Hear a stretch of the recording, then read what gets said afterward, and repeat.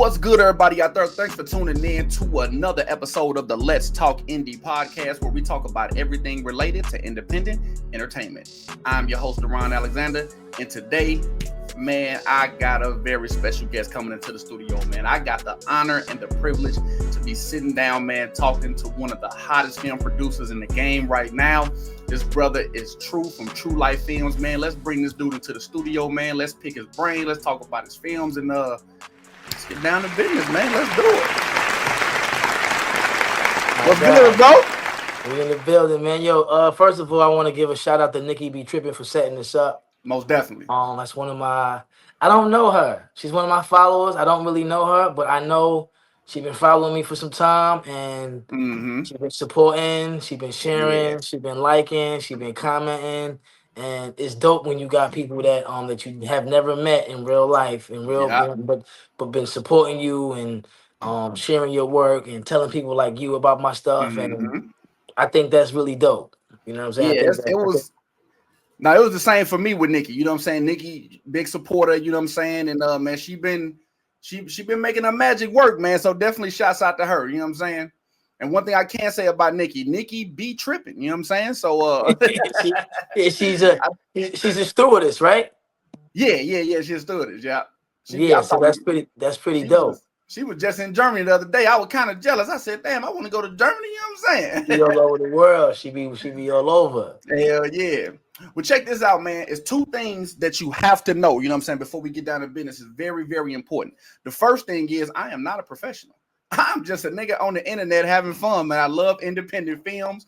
Bro, I love talking about it, man. I love sitting down talking to the people that's associated with the projects. Man, I love it, man. It's an honor and a privilege, you know what I'm saying? And the second thing, which may be the most important thing of anything I tell you, this is a cognac-friendly platform, so please feel free to pull up or sip up or smoke up, whatever it is you do. You know, if you don't do nothing, that's cool, you know what I'm saying? But just letting you know, man, it is cognac-friendly. Yeah, so I don't do none of that stuff. I don't drink. I don't smoke. I'm completely sober. I got you. I turned a new leaf. You know what I mean? Those things days I'm gonna turn one too. Yeah, I mean, it's his own. It was just holding me back. You know what I'm saying? I was a chronic weed smoker. Oh, I got you. And it was just, I was already on my job and on my game, but now I'm more on my job because I don't do those things. You know what I mean? I got you. Yeah, clear mind. Whoever does do it, salute. I love the smell of it. I used to love getting high, and it was nice. It was beautiful, but just I grew out of it. I got you. Well, check this out, man. I really do want to pick your brain. I'm gonna tell you a number of reasons. For one, like I've watched 3 of your movies so far. I watched Glow, I watched Frenemies, and I watched Will You Marry Me? You know what I'm saying? And not only that, I'm actually in the process right now producing my first film. You know what I'm saying? We're going to production next month. Pretty excited about that. I know you a vet in the game. You know what I'm saying? But before we dive into the movies, though, I want to know more about your story, man. So, man, like walk me through the beginning, man. Where you from and where did you grow up? So I grew up in Park Slope, Brooklyn, New York, downtown area of Brooklyn. Okay. I went to school with my brother, with my friends, and we started out rapping. You know what I'm saying? Rapping. I started out as an engineer. I was AD the engineer. So I started out on the boards, mixing, mastering, and doing those type of things, small producing, executive producing. And then over the years, it went into photo shoots, got you, videos, and then I fell in love with it gradually as I got into that, and then I finally just did it full time. I just fell in love with it and started on full time with it. I got you. How big of a leap was it, man, to go from filming music videos, that's typically, I'm assuming maybe a day, a couple days, you know what I'm saying, on set, and then, you condensing it down anywhere between 2.5 to 5 minutes to going into full-length featured films that's an hour and a half long, you know what I'm saying? Like, what was the leap between that? Well, it was gradual because I did a bunch of music videos. So I probably did about 800, 900 music videos. Dope. Right? So from Fetty Wap. Oh, word? Fetty Wap, 6ix9ine. Damn. Lou Got Cash, Rich the Kid. I did some work with Rick Ross. Okay. Jim Jones. I just shot Dice Peso the other day. I still dibble and dabble in it. Lou got Okay. calves. Couple of videos here and there, you know what I mean? But overall, like probably 900, right? And then Damn. in those videos, the first probably 200 were free videos, Mm-hmm. right? So I did the first about 200 videos just to get my craft up, just to learn how to Yeah. do it, right? But Mm-hmm. within those videos, I would make short movies. They would be short movies. They would Mm-hmm. be, detectives involved, just short little films. Kind of like how they did it like back in like the 90s and the early 2000s or Like that whatnot. was my thing. Like Yeah. those style of videos. And Uh-huh. it went from that to short films. And then Mm. this dude by the name of Gerard Jarelli. Okay. This kid from I think he's from Bloomfield, New Jersey. His name is Gerard Jarelli. He sorted me out through my work, Mm-hmm. and I did his second feature film. Mm. And his second feature film that was my first feature film. Damn. It's called Hard Laughter, and I'm gonna have to check that out. he kind of cracked my shell on that. You know what I Uh-huh. mean? And it was really dope. Dope idea, dope concept, but that kind of like cracked my shell on the movies. And Mm-hmm. then from there, I did Frenemies, which Mm. was like So Frenemies was your first film? Like that was yours? that was mine. Yes, Oh damn. that was my first film. It was supposed to be a bunch of short films, Mm. and I couldn't get it nowhere. I couldn't move it. Got you. So I said, I got with Damon Dash. Damon Dash helped I me with seen that. that said Dame Dash film. I was like, wait a minute, am I tripping? I'm making sure I ain't tripping. So Damon Dash helped me get that off the ground. He was like, why don't you just put them in One order, in chronological order and make a. just and just make it a book of films. Mm-hmm. So then we just made the book of films. We did that, and Tubi accepted it, and they, you know what I mean. So that was my Right. first. That was my first. And honestly, it was terrible to me. But without doing that, I wouldn't be here. Mm-hmm. I had to get that done. Something Right. inside of me said, "Yo, get this done." So I had to get that done, and Mm. I had an amazing time doing it. And then after that, we did the cabin, Mm-hmm. and then after the cabin, it just started going crazy. People started hiring me, and the same thing that happened with the music videos Happened with the kind of movies. kind of happened with the movie. I started working, getting a lot of work done, and then I started just going ham as we did last year probably was my biggest year. We did four Mm. movies last year. We did we did Will You Marry Me, we did Glow, we did Trapped in Temptation, Mm. and we did Heartbreaking Homicide. Okay. Trapped in Temptation comes out April 15th, and that's starring Ebony Tates, Mm-hmm. Lee Masters Spratling, Dewan Ford, Nia Lee, and Mm. Tiffany and Tiffany. Tiffany trending topic. She's like a Damn. serious actor. She's dope. So all of the movies we did, I went to Detroit, got all of the Mm-hmm. Detroit people, Crystal the I was gonna Doll. ask you about that. Yeah. I saw that the Detroit people, and shout out to the Detroit actors and the producers and the Mm-hmm. directors, they kind of like are the pillars of this Tubi thing and I of agree. this independent film thing. So I saw that to be true. And I Mm-hmm. said, what better way to do this than to do it with them? Mm-hmm. So I said, you know what I'm gonna do? I'm gonna just get with them. Yeah. I'm gonna get with them. And I just got with them and I just started hitting them up like, yo, let's work. I got a movie. I got a budget. I got a movie. I got a budget. I got a movie. And I work Damn. with. You ever seen the movie Cream? I seen it advertised, but I ain't watched it yet though. I shot that too. So that was the first time I got a chance to work with Crystal the Doll and Minimum Role Yeah, and because you Kate got her Beasley. in a glow. She's in Glow. Yeah, I got Yeah. because she was so good. I said I got to get it in my own joint. You know. Yeah. So we had a good time doing that. But Trapped in Temptation and Heartbreaking Homicide were the first ones I wrote and directed. Mm-hmm. So my brother wrote the other ones, but I wrote Trapped in Temptation and I wrote Heartbreaking Homicide, and I actually wrote the books too as well. Okay. So hold on, you said you got the books to him too? Yeah. Oh, we finna no, we finna dive in that. I'm because I mean because like the film I'm working on right now is actually an adaptation from one of my books. So I Oh, definitely I wanna rap with you about that. But that's I dope. interviewed Silk White a while back. He did the Tears of a Hustler. And one thing that he said was when he first got into it, you know what I'm saying, he would pay people to do certain type of things, and either things wasn't getting done the way he wanted to do it or not in the time frame that he wanted. You know what I'm saying? With you, you know, you were a writer at first, but jumping into from writing books to writing scripts, you know, being self-taught, kind of like how he was. He's like, fuck it, I'm gonna just teach myself how to do it. What were some hiccups or what like type of obstacles did you go through from going from novel to actually writing like a script that you about to film? Or was it a lot of similarities? So the fun fact is that I had the scripts first. Oh, really? Yeah. Oh shit, hold up. I had the scripts first, then I doubled back and started and did the book because I was like, "Yo, these would be dope books." So Damn. I took the script and adapted it from a script to a book. Yeah, I did that first. So the scripts was actually first.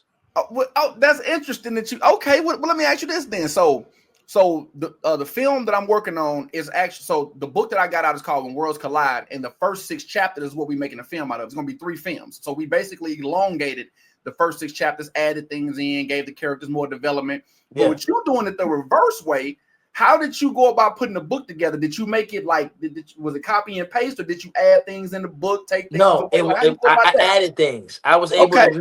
I was able to add more character development. I was able to make the sex scenes a little more freakier. All right. I was able to make things a little bit more, just more. You know what I'm saying? I made it more. Yeah. I added more things. I added more to the characters because there were certain things I couldn't get on film. You Uh-huh. know, I only had 10 days to shoot it, and I said, you know what I'm going to do when I make these books. I'm gonna make the books a little bit longer. Yeah. I'm gonna add more small details. So yeah, Mm-hmm. that's what I did with the books. I added a little bit more and made them a little more juicy. It ain't no time frame or no budget on your creativity. You can make that book what you want to, goddamn it. Exactly. Yeah. Exactly. So that was interesting. And then so after I did that, I went ahead and made 13 more books. So I got 15 books in total now. Man, bro, salute to that, bro. I know what it take to write a book, and the fact you got 15 of them, man, that speaks a lot about your determination and man, like just your willpower and ability to be able to sit down and put that together, man. Salute to that, bro. Yeah, it took a while. It definitely took a while. It took some Hell time. yeah. Did you But it find just as much success in your writing as you did with your filming? um well, I sold maybe 1,500 books. That's good. So I don't know if it's the same. I don't know how you With compare and quantified, contrast, yeah. quantify it, but it was, I made some change. I made like 15,000 off the books Shit. collectively. You did good, if you ask me. Yeah, I did. All right, it was cool. I did some work. Matter of fact, I'm doing they still selling. I got 15 books, so some of them is self help, some of Mm-hmm. them is fiction, nonfiction. One is about my life. It's called The Beat. You know what I mean? It's Mm-hmm. about my life. So different folks for different strokes, right? So certain people like the film books, certain people like the nonfiction books, certain people like the Mm-hmm. fiction books, certain people like different things. You know what I mean? Okay. And that's Where why I did you wanted to drop 15. I got you. I got you. Man, that's a lot of material, bro. Like from the movies you producing to the books you write, man. Where you find all that inspiration from? My kids, man. Got you. I don't need. I got 4 kids. You Okay. know, so when I look at them, that's kind of like all the motivation I need. Mm-hmm. And I know that I started doing this late. Got you. So I'm 40 Okay.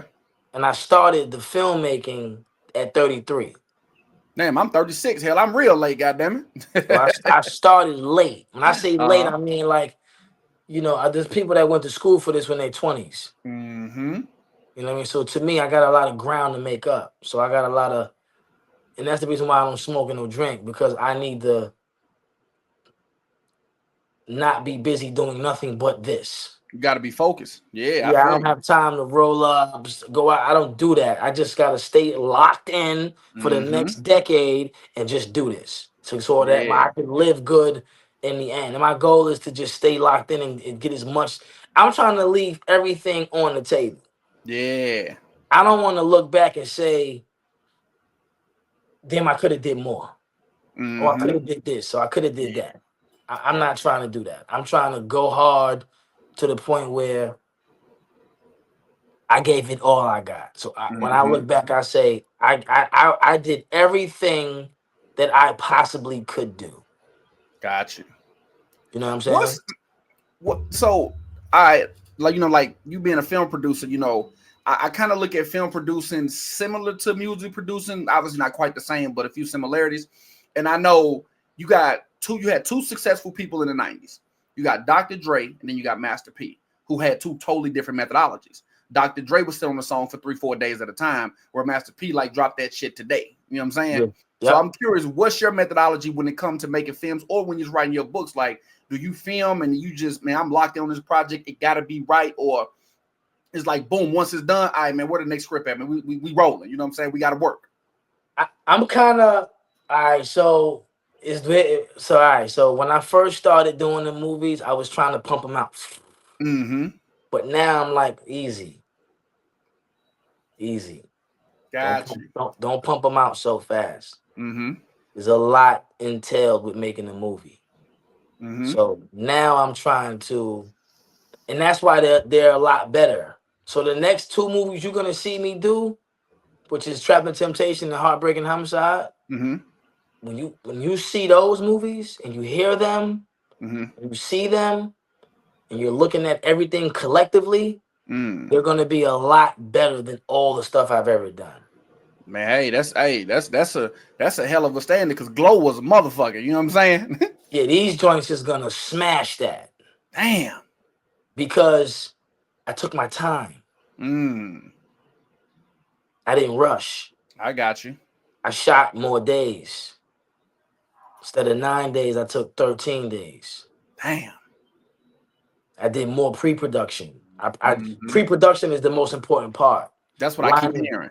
Lining all your ducks in a row, making sure you got everything together. Making sure you got everything. So the rehearsing, everything. The movie I'm doing now is called Secret Desires, and I got the book. I got the book for that too. I'll send you the book. You send me your address. I'll send you the books. Man, good looking out, man. I want to check that out. Yeah, I got some heavy books. Secret Desires is gonna be my best movie. So I did a reality show based off the movie. Damn. So the reality show, we just wrapped up season 1. So it's called "Do You Have What It Takes to Be an Actor?" Is it like a making a band type of get down?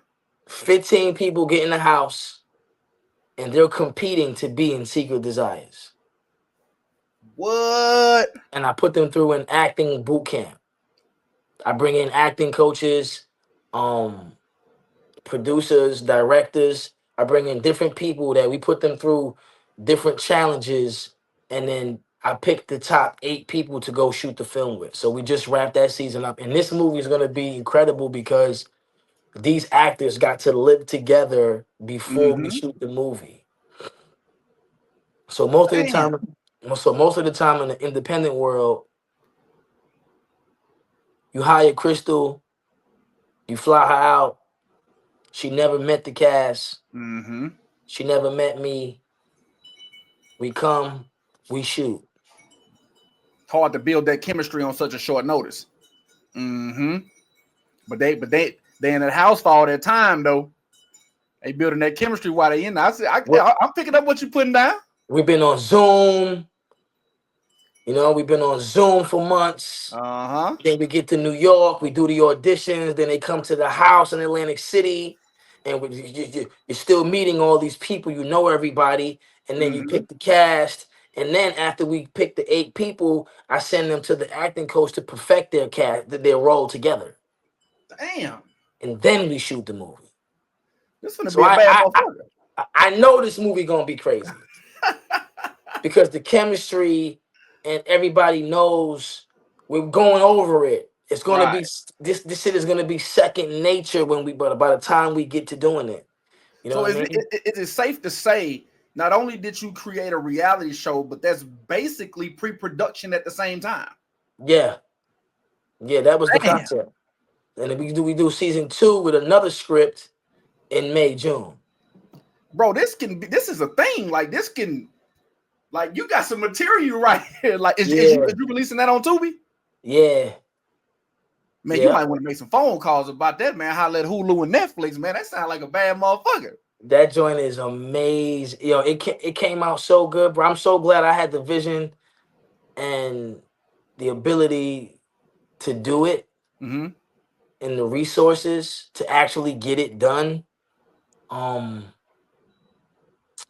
it was a blessing to be able to get that done, bro.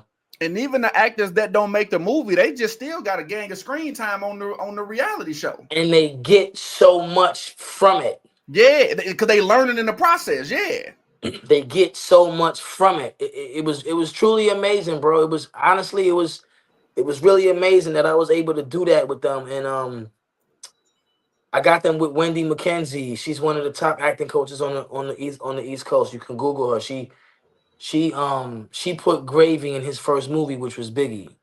Damn. She had Notori in that. She casted these people. She's a casting director, but she's also an acting coach. Did a lot of them connects you made, like, was a lot of them like established through your time shooting music videos and stuff? Shooting music videos, I'm doing podcasts, just on the grind in the music world, just working and just in the grind, just working. I met a lot of people.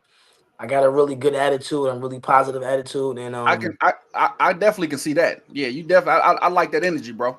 You know, so and people just gravitate towards me. So I use my resources the best way I can, and I try to incorporate because I know I'm a team player, right? So I'm all about the team. Yeah. Like without me, I'm cool, but with the team, you can do a lot more. Absolutely. Right. If I got 5 people with me, I got 10 arms now. Now I got 12. Yeah. I got 12. I got plus my 2. That's 12. So that's 12 eyes. 12 eyes, 12 arms. Now we can work. Now we can, because a lot of people want to be entrepreneurs and not realizing that if you're the only person doing the job, that's not an entrepreneur. That's a job. Basically, yeah. Because you got to be there every day. Yeah. You physically got to be there every day. So that's a job. When you get into entrepreneurship, you have employees. You have people that you're hiring, people that's working this system that you created without you. And another thing to add on to what you said, one thing I do notice about people in general, when it comes to a team, one thing that I've known about a successful team versus an unsuccessful team, like me, for example, I got a whole lot of team members I can call. But if they don't know their position inside the team, we're going to be an unsuccessful team. We're just a bunch of members that's everybody want to be the point guard. You know what I'm saying? Yeah. So having a team and having the people to know and being okay with playing their positions, man, it matters a whole lot. Yeah, it definitely does. It definitely matters. And it took me a while to do that. Just like any other NBA team or any other MLB or whatever team, you have new hires, you fire, you swap out, you trade, and it keeps happening until you get that team, until you get your team, until you get your source. You know what I'm saying? Even from Glow to Trap and Temptation, that was a whole different team almost. Damn. It was a whole different team because I still haven't trial and error, learning people and all that type of stuff. Yeah, I felt like it could have been better. It could have been smoother. It could have been more successful. It could have been easier to do. And then when I finally got the team, I had everybody didn't change, but like a couple of roles changed. You know what I'm saying? And it was necessary. It needed to happen. I'm gonna tell you something, man. I'm listening to the way you talk, man, and I like how you're your biggest critic. You know what I'm saying? Because absolutely, absolutely. Man, that matters. You know what I'm saying? Like to be able to look at your work and say, I fucked up right there. I need to make this better and this better. That shows, man, you got a real genuine love for the craft. You want to make good material. You're not just trying to drop material. All right, let's keep making money and boom, boom. No, I want the best product. You know what I'm saying? Yeah, absolutely. I'm trying to make it the best. And I also listen to the haters. I was gonna ask you about that. Like, do you check out the reviews on your movies and what type of how do you deal with the feedback? I listen to it. Okay. I listen to the haters. And people be like, yo, why you listen to the haters? I don't listen to yo, because let me tell you something about the haters. Mm-hmm. The haters might be telling you the truth. The haters gonna tell you what the yes man want. There you go. Come on now. I'm And picking then up what you're putting down. you feel me? So the hater might tell you, yo, it don't sound good. You might have the sound might be off a little bit. It might not Mm-hmm. be terrible, but it might Mm-hmm. not be the best. And they Right. may harp on that. And that's where you gotta get better at. You gotta make your work hater proof. Damn. You got to make your hater become a fan. You got to make your Yeah. hater say, you know what? I can't even hate on that. That shit fire. It's nothing I could say about because the hater's gonna pick on the things that are slightly, even if it's slightly off. They looking for it. Your homie and the fan is gonna tell you, "Oh, it's amazing. Oh my god!" But they're gonna say that anyway. Exactly. But the hater might tell you, yeah, that sound was terrible, or the acting was one thing might have been bad, and they might have been like, oh, but what part was bad for you? Oh, that part right there. Oh, let me watch that part. Yeah, that part was that. I could have did that better. Damn. The sound could have been a little bit better. So you gotta have thick skin. You can't be soft skinned and thin skinned in this industry because this is artwork, and artwork is subjective, right? Yeah. Beauty is in the eye of the beholder, but when 3 to 4 to 5 people say something, it's probably true. If they were a hater or not, Right. it's probably true. So I get better vastly, and I get better fast because I'm watching, I'm listening. Now you believe what you believe in your gut, but the critics and the people you put the work out to, they're giving feedback. You should pay attention. Mm-hmm. You don't Man, gotta listen. You don't gotta listen to it all, right. but there's certain things that okay, he said the sound was whack. He said the sound was whack. He said the sound was whack. He said the sound was whack. All right, obviously, I need to unclog these ears and go Mm-hmm. back and listen because the sound's probably not good. Right. It's crazy, man, because like I ask a lot of people that, you know what I'm saying? And like for the most part, I feel like a lot of the people who are like, deep into the industry typically got thick skin and able to take criticism or whatnot. But I do notice that a lot of them say they ignore the haters. You know what I'm saying? And that's a problem. Yeah, but like the way you broke it down though, listening to them. Now, if it's 4 or 5 people saying that movie was whack, that's too vague. You know what I'm saying? But when it comes to I didn't like the sound, you know what I'm saying? Or man, the color grading was off at 2 minutes and 30 seconds. You know what I'm saying? And like things like that. I'm rocking with you on that. Okay. You gotta pay attention to that because those are the things that, even though we know they're a hater, Mm-hmm. right? They say, "Oh, LeBron is this and LeBron is that." How can you hate on LeBron? But there's times when LeBron is not playing the best, bro. Yeah, it is. And we gotta look at it. Mm-hmm. You could have hit that shot, bro. Or Yeah. you could have knocked them free throws down, my nigga. Mm-hmm. Could have hit those free throws, bro. And if you would have Yeah. hit those free throws, we would have. You're great, but you missed the free throws. Cost us the game, bro. And the facts are the facts. And the facts are the facts. Yeah. You know what I mean? So you got to listen to those things, even though sometimes people want to block it out. They want to block it out because they don't want that feeling inside. They don't want that those vibes to hit. It hurts with artists. They don't want that dopamine to be killed. You know what I'm saying? They on the high. They getting the praise and the love.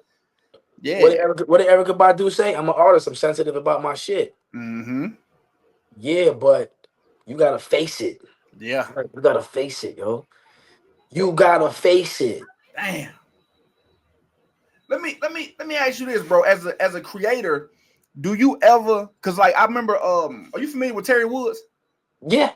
Yeah, so I used to read a lot of her books back in the day. You know what I'm saying? I wound up reading an article on, I believe it was in like the Source magazine, like a long ass time ago. And I believe she was saying something like she don't read other novels because she feel like it'll mess with her creativity. She says she basically feel like she would unknowingly copycat other, writers because it's in her mind now. You know what I'm saying? So as a film producer yourself, do you avoid watching other independent films, or is it a good thing to watch them and gather information from them? Like, well, damn, they did that. I could have, I should do that in my movie. You know what I'm saying? Or is that a bad thing? You know what I'm saying? Like just from your perspective. I don't watch it to do those things. I watch it Mm-hmm. because I'm a fan of movies. Mm-hmm. So if I see a trailer that's genuinely good, I'll watch it. But Right. my film brain is gonna pick up on certain things. So it's Mm-hmm. hard for me to watch anything. Because you ain't watching it from a regular audience standpoint no more. You're creative, so you looking at it different. It has to be really good Mm-hmm. for me to sit and watch the movie Yeah. without coming out once I so our job as film directors and producers and creatives and someone who's making a movie, your job is to have the viewer be so locked in that they forget where they at. Mm-hmm. So Yep. once the audio's fucked up, once the color grade is fucked up, once the acting is acting, because the art of acting is not acting. Mm. The art of acting is existing in front of the camera. Once Damn. I feel like this actor's acting, I can't watch it. Like I got you. Okay, I'm picking up on. I got you. Yep. because now I'm in my living. I'm not inside the television. I'm actually in my living room watching you act now. Bro, listen to me. I have said this 1,000 times. Like this platform, I literally critique movies. You know what I'm saying? Yeah, My main thing when it comes to acting, I do not want to know I'm looking at a movie. I want to get lost. want to get Me lost. lose myself in the story. You know what I'm Yeah, saying? yo. So when that don't happen, I start picking up my phone, talking to my shorty, doing other things. I'm the movie's no good. Yep. Unfortunately, I'm lost now. It's once it's not linear, once I'm confused, once there's something off, and it has to I have to be just tuned in. It has to keep me locked in, or else I'm gonna pick it apart. Yeah. I I'm gonna pick it 100% apart. agree, I'm not bro. gonna enjoy it the way I would have enjoyed it. You know, I think the last movie I enjoyed was what was it? Damn, I don't know. I think it was a joint on Netflix about he was on the phone and they was taking over the airport and they had to let a bomb in there. Damn. Hold on. It Was just Matt was Damon out. in there? It wasn't Matt. I think I Nah, know what you're talking about. it was recently though. Yeah, it was a new movie. Yes, that You know joint had what? me. I know what movie I hadn't watched it. I got it in my phone as on my list for movies to watch. I know what you're talking about, but I I haven't watched was it yet. locked in until the very end. Damn. Some bullshit happened, and I was like, "Damn, y'all gonna do that? Don't do me like that, man. Not Don't at do, the end. don't do me like that. You gonna let that? You gonna that? How does that happen? Like you gonna do that? Uh-huh. Damn, you know what I Man, mean? Yeah, so bro. as a filmmaker, man, like I know like a lot of us got, wish lists. You know what I'm saying? Like I'm not an actor. Like one thing, as much critiquing as I do, I always give people flowers because I know if you doing something that I can't do, I tell you, I'm only critiquing you from an audience standpoint. I'm giving you your Right. flowers because to be an actor, man, it take real confidence and courage. You know what I'm saying? To be able to get Yeah, in front of a camera and do that. So I yeah, always got the respect no matter how much I critique. And that's on the director side, filmmaking, whoever I'm critiquing. But yeah. on like in a perfect world, man, money ain't an issue, bro. You got all the bread you need to make your film, man. What actors do you just and nobody you worked with before? But what are some actors that you would just love to work with? Oh my god. We can sit here all day and talk about that. Uh. Well, I got the pleasure to work with Lou Gossett Jr. Who got is that ain't the guy from ATL, is it? Nah, he's an older actor. He died last year. We shot his last movie. It comes out. It's gonna be a Tubi original, actually. Oh, dope. Um, he's an Academy Award winner, but he's from the Sidney Poitier days. I got you. Okay, I got you. Okay, he's from that era. But Denzel, Absolutely. um, Tom Hanks. Hold up, I gotta pause you. I wanna rework the question a little bit because I asked Robbie this question. Robbie just produced the Hit List, Knock, Runner. He got some dope films coming that he done dropped and that's coming out. And actually what I asked him was, what type of film would you produce? So his answer was he would make the Suge Knight biopic. You know what I'm Mm, saying? I think mm, that'd be a dope joint. So you don't got to mm. go in detail on like exactly A through Z what type of movie you would do, but money ain't an issue. You get the cast that you want. What type of who are the actors that you would love to work with, and what kind of movie? You can just say the genre, whether it's horror, comedy, action, whatever. Like, what would you put together? I'm telling, I like to get in y'all mind, man. I know y'all It creative, would it man. would it would probably be a psychological thriller. Mm,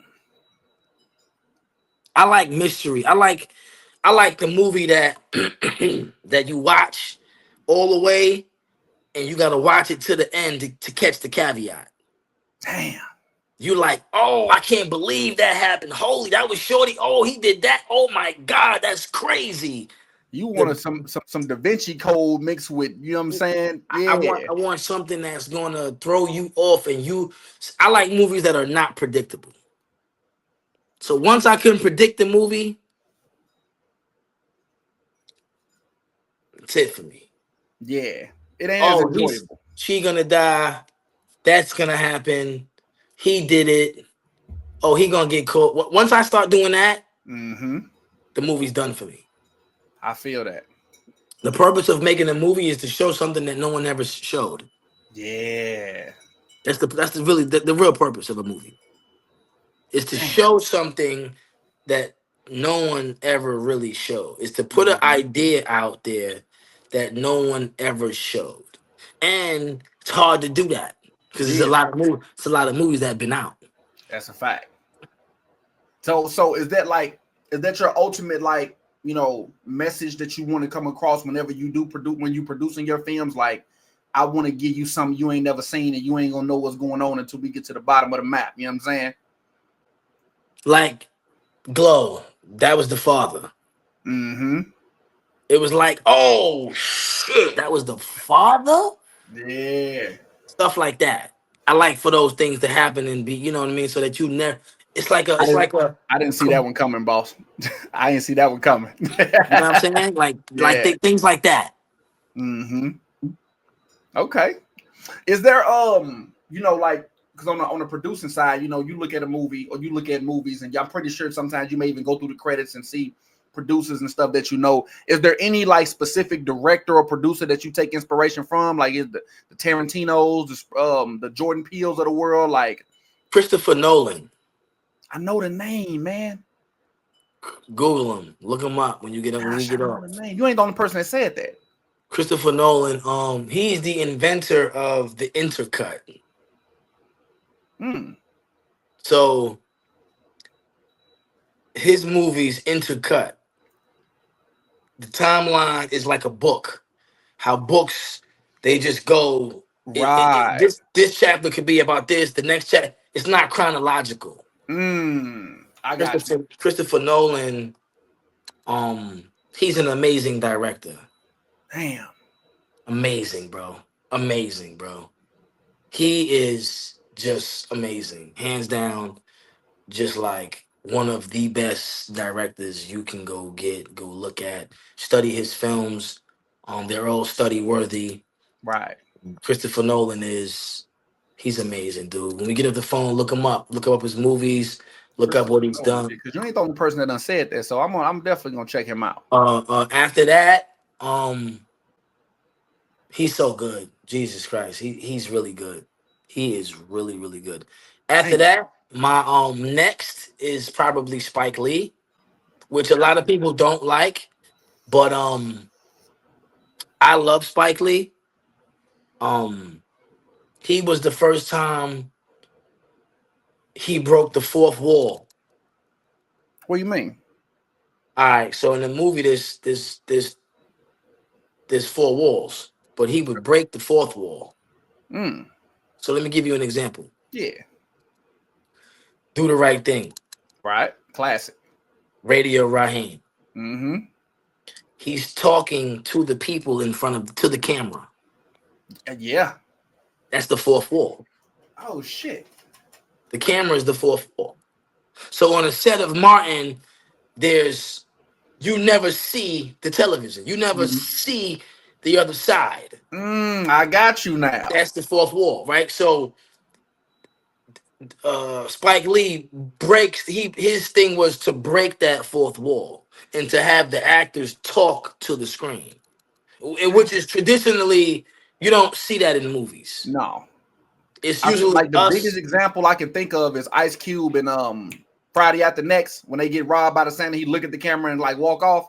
That's about the most I can think of it. That was him playing with the fourth wall. Uh-huh. But Spike Lee was like the first person to do that. Damn. You know what I mean? And all of those people, Spike Lee, Quentin Tarantino. Quentin Tarantino is my third favorite writer and director. So a lot of people don't know he wrote a lot of films too. Nah, I didn't know that. So you ever heard True Romance? Mm-mm. True Romance was with Brad Pitt, Samuel L. Jackson, Christopher Walken. Jesus Christ. It's like so many stars in this movie. Michael Rappaport, so many Damn. stars in this movie before they were stars. Quentin Tarantino, he didn't direct that, but he wrote it. Very, very, very good movie. Momentum. You ever heard of Momentum? I heard Memento? of it, but I never, man. You first of all, before you continue, I just want to say you a hell of a student of the game, bro. I gotta put that out there. But no, I don't think I seen that either. Memento was a movie that started at the end and went to the beginning. Man, that sounds familiar. Christopher Nolan, amazing movie, bro. Amazing. It's about a guy who has a health issue and he can't remember anything. So he has to write on his skin. He has to write notes about what he remembers. And it starts at the end. So he's waving a Polaroid picture and it's waving and the blood is coming off of him. And you see it's actually rewinding. So the movie goes and rewinds and it goes forward and goes back. It goes forward, it goes back. And it's intercutting scenes. It's amazing. When I first watched that movie, 2002, I was completely smoked. Like, Damn. oh snap! The movie's playing backwards to the beginning. Holy shit! It's one of those. It's one of those. It's a masterpiece, bro. Yeah. Yeah, Christopher Nolan is not a game. No, I'm finna. No, I'm look, you done gave me a homework lesson. I'm finna sit down because I sit down and watch these independent films. I'm finna watch some of them too. See, the independent guys don't have time to do that Mm-hmm. because they're rushing. Yeah. They're trying to shoot a film in 9 days, 8 days, 7 days. That's not going to work to make a masterpiece. It You takes gotta have a time. 3 month long production on something. Not 2-3 months, but you need more than 9 days. Mm-hmm. I would recommend 15, 16 days. Right. At a minimum, 13, 14. What was your longest production? My longest production was about 19 days. Damn. Which That one was was that? Sin. That's the one that you getting ready to drop. That was Sin. Okay. The one I'm getting ready to drop was about 13 days. I got you. And the one that drops after that was about 14 days. Damn. I was able to do more. So shorter days mean longer hours. Mm-hmm. And everybody's cooked now. Everybody tired, they brain fried. And you can't reverse it. Damn. You can't reverse it because if you end at 1, you got to wake up early and now everybody's tired. You can't reverse. It's a vicious cycle that can't be reversed. So if you got more days, that means we're shooting less hours in the day and everybody's fresh. Everybody has more energy. The actors are they're better off. The film crew, the director, the producers, the grips, the gaffers, everybody's in better shape. Nobody's feet is hurting. Everybody's eating good. Man, the director that's working on my film, he said like almost verbatim what you just said. You know what I'm saying? Like instead of shooting 15 pages, he's like, man, well, let's shoot a good 8 pages. You know what I'm saying? Have everybody rested up next day. Even that's a lot. I'm trying to do 5. Even 8 is a lot, goddammit. I'm trying to do 5, 6, 5, 6. If it's 8 pages, it's pages that are in there without dialogue. Mm-hmm. But dialogue, a narrative, Because we're trying to get it right. We're not trying Yeah. to do one take. We're trying to get it right. Trying to get the best out of each scene. You need time. You need the day's work. And we're also trying to light these scenes. How do you balance that? You know what I'm saying? Like with the smaller budgets that independent films typically have. Um, it kind of goes with acting, right? So Mm-hmm. I tell actors, your biggest asset as an actor is to know what role is not for you. Mm. I ain't That's heard the that one yet. that's the biggest asset that's the biggest thing for them to know. What role is not for you? Damn. The money might be cool, but you're getting ready to make a mistake. The production's whack. They don't have good cameras. This role ain't really for you. Denzel's a great actor, but every role ain't for him. Mm-hmm. And he, as an actor, knows as soon as he reads this role, like, this ain't for me. I ain't doing that. I ain't playing that. It's a good script, but it ain't for me. Right. So for me, people come with certain things and budgets and things, and I gotta know what's not for me. Right. Even if I need the money, that's not gonna help me. I'm not gonna be able to produce. Shout out to Minimum Row. Mm-hmm.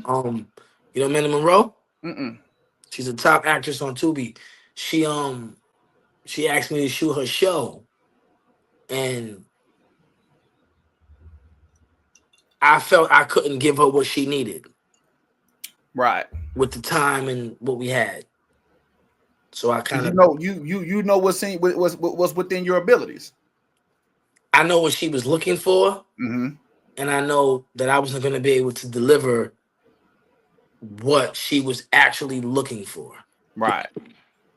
You understand? Yeah. So I had to turn it down. Mm-hmm. And it wasn't because I didn't like the project. It was because I didn't feel I could deliver this for her to her. Right. I You got know you. what I mean? It was too much work in a short amount of time. I didn't feel like I could deliver it. Mm-hmm. So she got it done, and she Right. got it done dopely. I think she went with Moolah Films from Detroit, and they did it. I They heard of bodied them. it, but Mm-hmm. I just couldn't deliver what they could deliver. Right. You know what I mean? I couldn't do it. So And ain't nothing wrong with that. there's nothing wrong with knowing Yeah. what's not for you, Exactly. Yeah. and that's I think as people, as human beings, as creatives, we got to know what positions not to put ourselves in. Mm-hmm. It might not be good to put yourself in that situation. I agree. You The know, money's. speaking of that, I'm curious. Do you participate in any other casting, or do you let? I do it. So good. What? So like, piggybacking off of what you said, like actors' biggest asset is knowing what's not for them. Obviously, a lot of them don't know. They think they can do it all. But when you go and cast and you looking for certain things, what is it that you're looking for out of an actor, just outside of good acting? I'm looking for their vibe with the other counterpart they're going to be playing with. Mm-hmm. So they might be a good actor, and she might be a good actor. Or let's say it's a couple. Right. You got he, and you got her, and you got him. And he might look good with her. She might look good with him, but their vibe might not be right. Mm. And they might be two good actors, but I might have to swap him out for the synergy to be right. Mm-hmm. Like you don't get a show like Martin and the synergy not be right. Yeah. All the classic shows, all the classic movies, Mm-hmm. all of that was chemistry. Damn. So I'm looking for the chemistry. I'm looking for after I tell you what this character is about, and I give you the backstory of this character. Mm-hmm. Like my new movie, Secret Desires, Emma and Jason. Emma is a ungrateful girl who has a husband who pays all the bills, and she's just never satisfied with him. Right. Um, the key thing is that she's ungrateful, Mm-hmm. and she wants to bring people in the bedroom because Mm. she's not satisfied.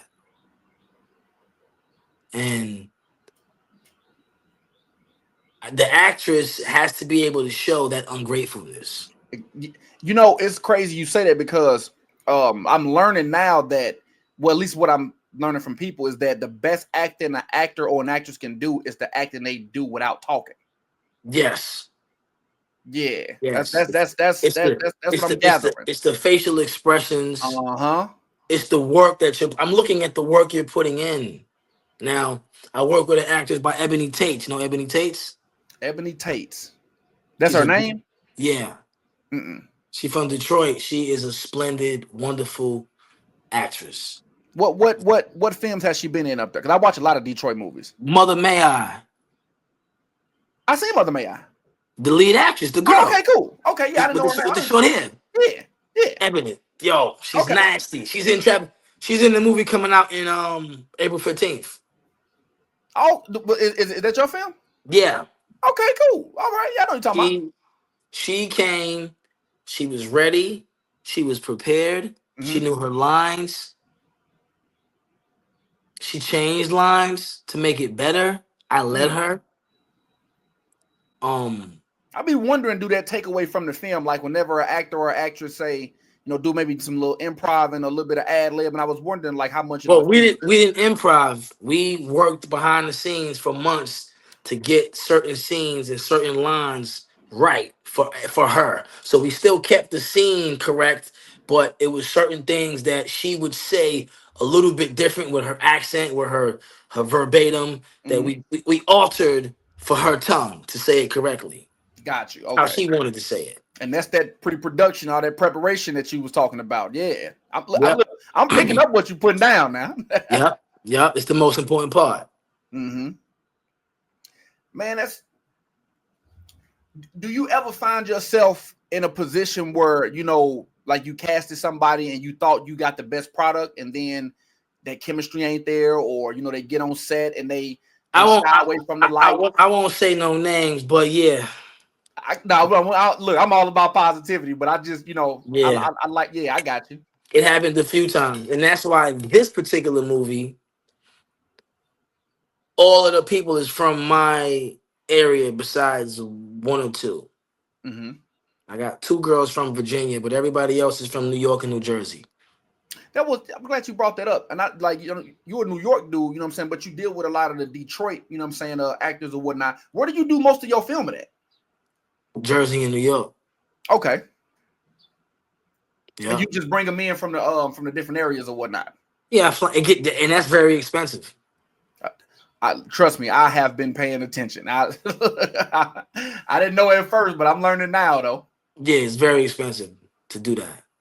Are you like what's your take on bringing in new faces? Like I know you're looking for a certain product, you're looking for a certain level of acting, what I'm saying, like you say with the chemistry or whatnot. Is it more conducive to spend more time searching for that, locally, what I'm saying, like with budget purposes, or you like, fuck it, man, I want the best actor, call up such and such, man, get her a plane ticket. I feel it depends on the role. Mm-hmm. If I'm looking for Ebony and I want Ebony, I'm gonna go get her. Mm-hmm. But do you ever write with certain actors in mind? Yeah. I wrote That's Trap and cool, I man. wrote Trap and Temptation for Ebony. Oh, That was written for her. always, because I know they do it in Hollywood. You know what I'm saying? Like I've heard scripts being wrote for like Will Smith and Eddie Murphy and things like that. But I didn't know that same methodology would be applied. You know what I'm saying, in the independent film. I like that. I wrote it because I did my second movie, and while I was doing the second movie, while we were in pre-production for it, I had saw Mother May I, Mm-hmm.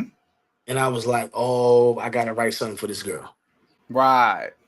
And I wrote Trap and Temptation, and it came out, man. Man, bro, it was so crazy, bro. You ain't see the trailer to that? I gotta send you the trailer to that. Yeah. Send me the trailer, man. I gotta check that because I follow you on both of my pages, but I gotta, I gotta see that. Yeah, bro, that's a mother effer right there, bro. Yeah, Yeah, I'm she looking killed it, forward to bro. that, man. I wanted to cry when we finished. She did such a good job, bro. Okay. She embodied the role. She didn't just take my money. She actually did her homework. Damn. She did it. She did it up. And Tiffany too. Tiffany Osgood is she's from New York, She's from Hmm. Jersey. I'm sorry, she's from Jersey. Sorry, Tiff. I know you're from Jersey. Tiffany's from Tiff is I from know that's a Jersey. thing up there.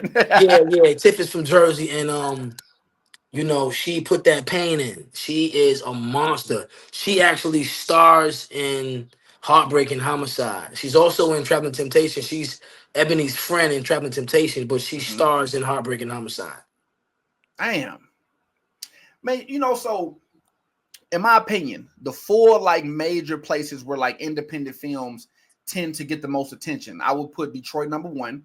Yeah. I would say probably if number two, I would say probably like a toss up between maybe New York and Atlanta. And then I think, Houston is kind of, on the rise with it. Memphis, they kind of doing their thing a little bit. But is there like a disconnect between the Atlanta independent film scene and everybody else? Because I see Houston move. I see like Nakia Briggs, Kia B. I see her in Houston movies. Like I see, like Kia B is moving. I love her, bro. She's That is, moving. I want to interview her so bad. Like, I think it's I know her, man. I know her people. I can highlight them for you. man, yeah, man, you do that, man. Look, we're gonna be locked in. We already locked in, but hey, it's gonna be. I got Come I on got now. some I got some my boy James Hunter. You know James Hunter? James Hunter. He's one of the dude. He did a lot of movies. He got probably 40, 50 movies on Tubi, bro. He out of Detroit. Nah. He's from Brooklyn, but I think lives in Houston now. And the reason why Kia B is moving like that. Man, that sounds familiar. I'm pretty sure I done seen some of his films though. I had to. Dibs films. Dibs Films. What they done?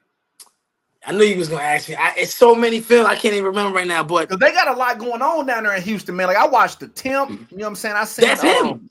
That's That's him. him. Oh, Yeah. okay. Well, yeah. I'm on it then. Yeah. Whatever Kia B was in, that's him. Okay. Cool. All right. Yeah. All right. Yeah. So I'm gonna holler at him for you. I got you. All right. Cool. Good looking out. Yeah. Most definitely.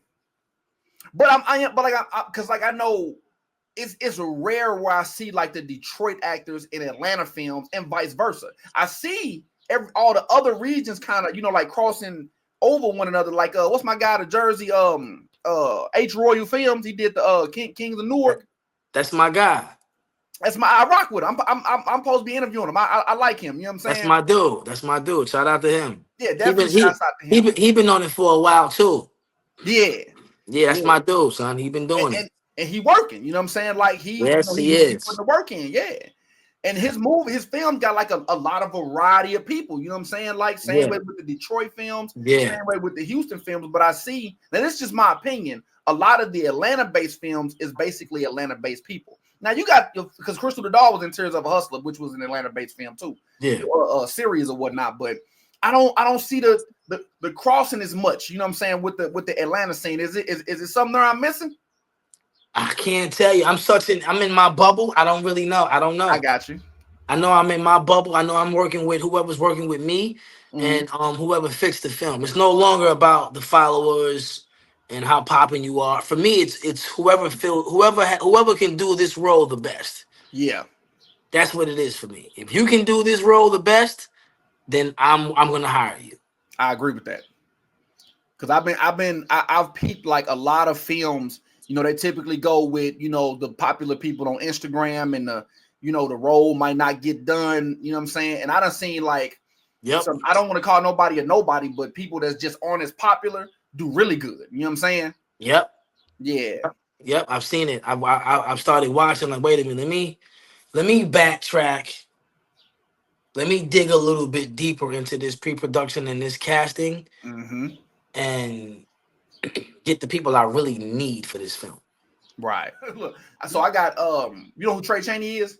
Of course. So Trey Chaney, he one of the co-stars in my film, and he posted a video and collabed me in it. My phone been going crazy ever since. You know what I'm saying? Yeah. All right, so that's The Wire, right? Yeah, from The Wire. Yeah. So I had Halito McCullen from The Wire. Naaman. Name him. Yeah. Name it with the yeah. I seen him in You never seen, he's in that, but you never seen The Pale White Horse? You made a movie called talking about based off the book? Listen, bro. Whoa, hold on. Hey, wait a minute. You made a like off the book of. I read that book a long time ago. The Pale White Horse, bro. Is it out? It's out. Hold on. I got it. I'm gonna put this in my Rolodex. The Pale White Horse is incredible movie, bro. So it's not based off the book, but I took the name from the book. I got you. I got you. And the Pale White Horse is about, it's like the Hood Squid Games, Ooh. but a hood version of that. What? But there's a deeper message in the movie. I got you. There's a deeper message in the movie. Damn. It's about purity. It's about love. It's about forgiveness. Pale White Horse is a must watch. When did this movie come out? Last year. Okay. Okay. It's a classic. Yeah. It's honestly my best movie right now. Damn. It's a classic. There's nothing like it. And my boy Naaman in it from The Wire. He's the star. Damn. And Bodie's in it. JD Williams. Yes, sir. I got him in the film too. Yeah, and Saigon is in it. Which one was Saigon? Saigon from Entourage. Oh shit. And Miko Cartuso from Euphoria with the guy with the Spanish dude with the tattoos all over. Oh yeah. They went. It's an HBO alumni in that movie, bro. Damn. And it's an amazing film, son. The Pale White Horse to this day. Let me tell you something. There's nothing like it.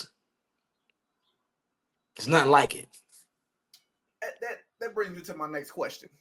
Whenever you make something like that, you know what I'm saying, like the unicorn of films, you know what I'm saying, like especially when it do really good, do you go into your next film with that mentality like I gotta live up to that, or you just simply I'm making another film? You know what I'm saying? I'm just making another film, bro.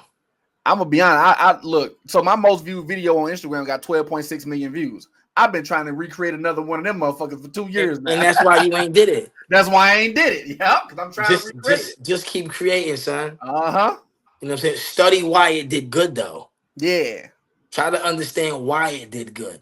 Mm-hmm. But it might have hit the algorithm the right way. You might not be able to duplicate that. Yeah. Because if you could duplicate that, people would be doing it. Mm-hmm. That's a fact. You know what I mean? I'm just trying to do better than I am trying to do better than my last film. Right. As a collective. Mm-hmm. Conceptually, The Pale White Horse is the best film, but production-wise, it's not the best film. But conceptually, it's the best film. To me. What when you go into like your next film, I'm pretty sure you always take something from the last one that you could have done better, obviously. But yeah, all the time.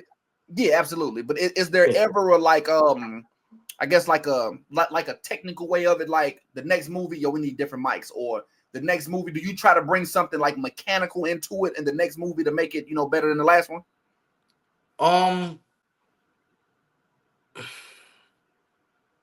It depends. It depends on what was lacking. I'm always trying to get the best sound quality. That matters, dude. That matters a lot. But just from a fan standpoint, watching the movie, like that sound matters. Yeah, so I'm always trying to do that, and I'm always trying to get the better acting, better actors, a better chemistry, a better combination of people. Mm-hmm. The cameras and the lenses is choice of film and choice of style of what the film needs. You know what I'm saying? I don't just use lenses that ain't need. You're not gonna a hammer and a screw, right? Right. So you're gonna hammer in a nail. So you use what's needed. I'm a big believer of that. Use what's needed. You know what I'm saying? If we need anamorphic lenses for a specific look, then we use anamorphic lenses. If we need a micro lens, we use a micro lens. It depends on what the shot is. If we need a dolly, we use a dolly. We don't just use a dolly to use a dolly. Mm-hmm. If the scene requires motion, we use a dolly. If the scene don't require motion and we want a dolly, then why do you need the dollar? It's going to change the perspective. It might be necessary, but it might not be. Right.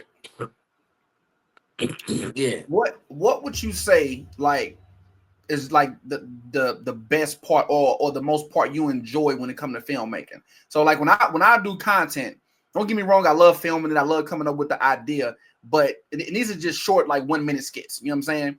But once I get to pull it up in iMovie and really play with the edits and the sound effects, I'm a kid in a candy store. But when it comes to like, so this is my first time making a film, I really enjoyed, writing a book. I really enjoyed, helping with the script. I really enjoyed, the casting part of it. We're getting ready to go into production, so I'm gonna see how much I'm gonna enjoy that. And then of course you got post-production, editing and color grading and whatnot. What would you say you enjoy the most when it comes to making a film? The finishing product. Finishing it. Mm-hmm. I'm eager and I'm a maniac and I'm obsessive until it's done. Yeah. Until I get to that final day. Like I'm like, I'm not satisfied till it's done.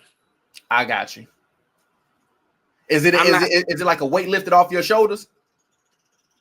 See, my gift is not filmmaking. Mm-hmm.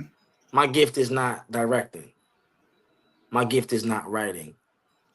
My gift is not creating. My gift wasn't music producing. It wasn't editing. It wasn't engineering. My actual gift is taking something out of here and bringing it in real life. Mm-hmm. And being able to touch it and look at it. Yeah. It's that my gift is turning nothing into something. Yeah. It's a thought, right? Because most people think about what they want to do and how they're gonna do, whether it's clothes, this, but I got all of that. I got hats, I got t-shirts, I got sweatsuits, I got Mm-hmm. books, I got movies, I got this, that, and the third. I got mouse pads. I got Damn. everything that I want to think about. And when I think about it, I want it. And my gift is being able to manifest things and bring them in real life and being able to touch them. Your gift is executing, goddamn it. Ain't no procrastination. We That's my doing gift. it for real, yeah. That's my gift. Taking that thought from the thought realm Mm-hmm. and bringing it into real life realm, into the physical. And that's the most important part of it. Because a lot of people can't. It's a Yeah. skill. It's not easy to do that. No. You know what I mean? It's not easy to do. It's not easy to do. So yeah, that's so my gift is that. So I get the thrill of, and I always wonder like why do I? So I'm a maniac. I'm obsessive. I have a very obsessive personality. I have a very addictive personality. When I do something, I want to do it to the max. Mm-hmm. Right? So I realized that my dopamine comes from the thing actually getting done. Yeah.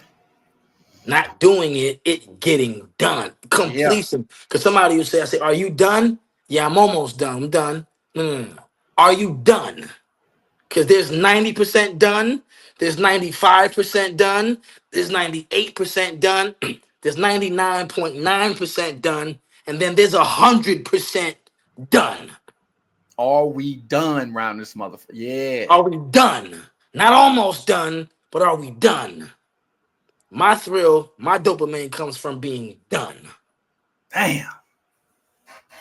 I like it, bro. Well, look, man, check this out, man. I know you a busy brother, man. You know what I'm saying? Like, I appreciate you sitting down dialoguing with me. Before we get up out of here, though, I do want to go back to something. In the beginning, you was like, I know you did like the series of frenemies, and then you decided to, come together. Was there ever a time in you putting that together where, because I know you said you had like some obstacles along the way where things wasn't quite going the way you wanted to? Was it ever a time where you felt deterred, where you was like, well, maybe this ain't for me? Or was it that, like you said, you got that addictive nature? Was it that, no, man, I'm loving this right here. It ain't no plan B. This gotta work. You know what I'm saying? I'm a different individual. It'd be a cold day in hell before I stop doing what I'm doing. Come on now. Talk I that don't talk, I don't man. I don't need nobody to believe. Mm-hmm. It's just me. I don't need nobody I validate myself. I don't need no validation. It's me and Hell God. yeah. It's me and God, bro. If I say I'm going to do it, I'm going to do it. And if I say I'm not going to do it, I'm not going to do it. But if I say I'm going to do it, oh, better believe it's getting done. It's And if done. you say I'm not going to do it, I'm going to show your ass it's going to get done. And it's going Mm-hmm. to get done in a timely fashion. And it's going to get done in the best fashion that it's going to get done in. And it may not be the best right away, Right. but through time, I will progress. Absolutely. But I'm not gonna shy away. I'm not gonna get discouraged and because I'm not scared of the work. Mm-hmm. There's a difference between I'm gonna leave y'all with this. Hold So on. this is heartbreaking homicide. Come on now. Heartbreaking homicide. This is Trapped in Temptation. Comes out April 15th. This is Raising Financially Smart Kids, teaching them the game from young. That's the one I want. I This want is this, all of them, but that's the one right there. this is the one. Yeah. This is the beat. This is my hip hop. This is my memoir of my life. This is the art of acting. Do you have what it takes to be an actor? That's what all of that's everybody need that one. And this one is there's levels. The difference between good and great. Mm. And I'm gonna leave y'all with this. I'm gonna leave y'all with this before I get out of here. It's the intro, right out the book, right out my brain. Right. Most people are okay with good. To be honest, most of us wake up good. They wake up, do their thing, and they call it a day. Nothing wrong with that. But you picked up this book because you're built differently. You've got that itch.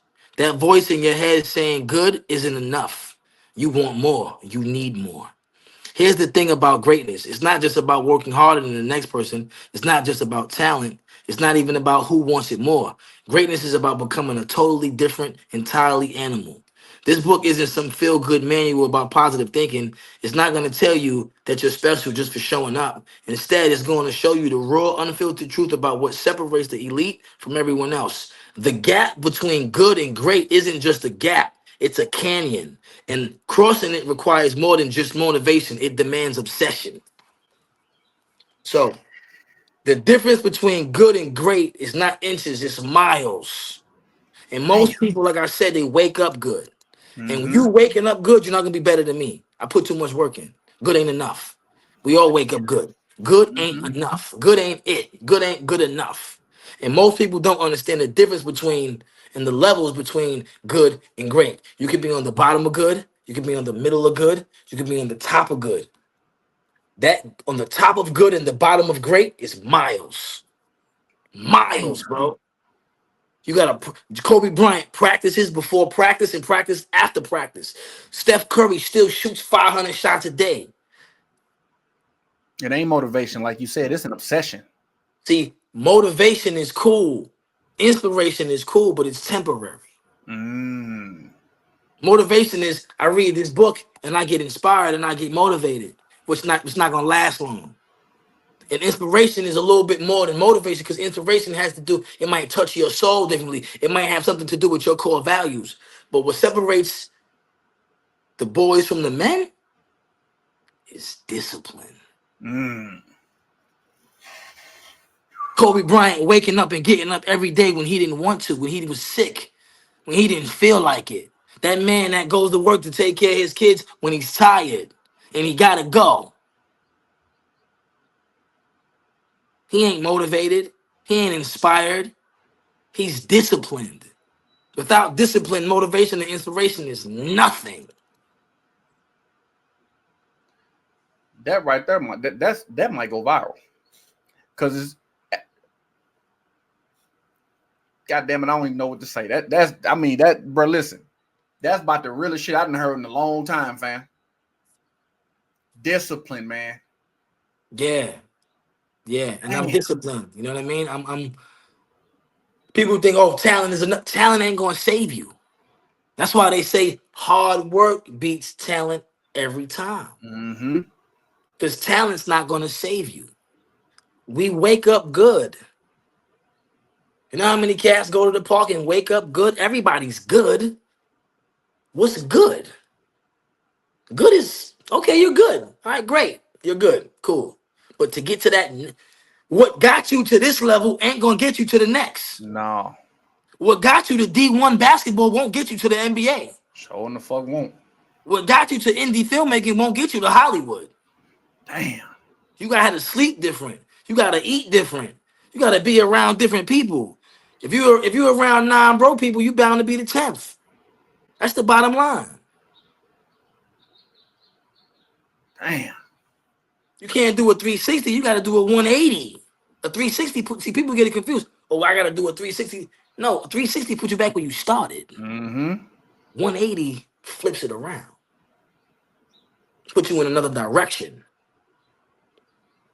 And if you want to put that work in, you got to be relentless. And most of all, you got to be disciplined. You got to want to practice before practice and practice after practice. Your kids ain't going to get smart by going to school just learning what they teaching them in school. They got to come home and do some more work. Mm-hmm.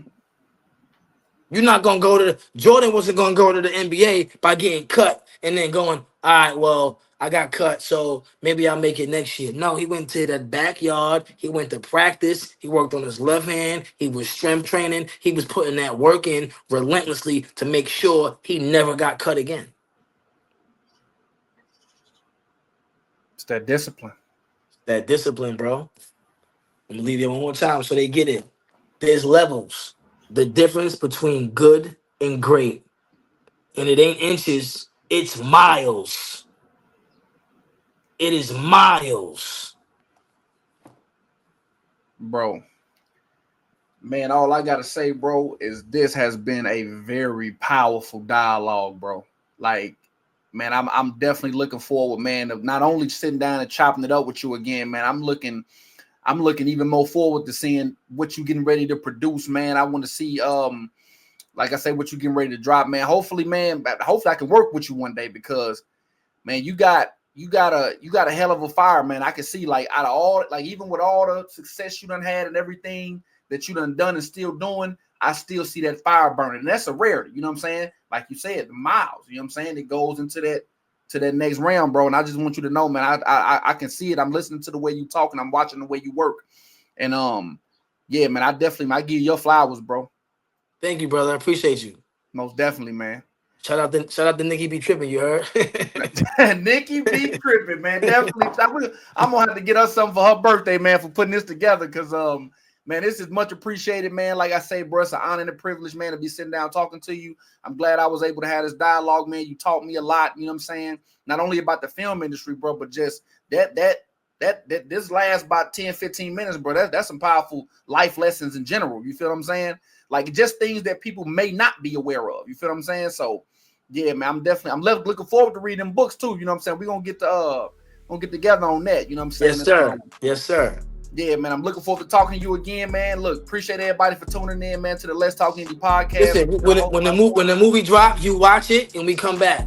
Absolutely, most definitely. Yeah, you can lock that in the calendar as soon as it drops. That's a bet. Bet that, man. Well, look, man, I'll let you next time, bro, and I'll see everybody else in the next one. You know what I'm saying? Yes, sir. Salute. Peace. I appreciate you. Peace. Most definitely.